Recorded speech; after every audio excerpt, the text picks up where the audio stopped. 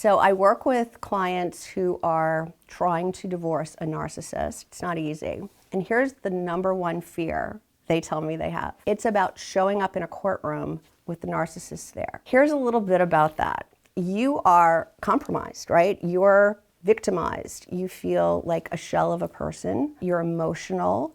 All these things can hurt you if you show up that way in a courtroom, because you know the narcissist is going to show up all charismatic and smiling and confident and cocky, and you're going to look like you're not capable of taking care of children. And that's not in your best interest. So there's a lot of work to be done before walking into a courtroom to get you to a place where you can show up as the best version of yourself, where you're confident and polished and clear-headed and focused and even smiling. There are ways you can work on not letting the narcissist trigger you while you're in this room together. These are all really important things to think about before you just walk into a courtroom. Follow me for more on divorcing a narcissist.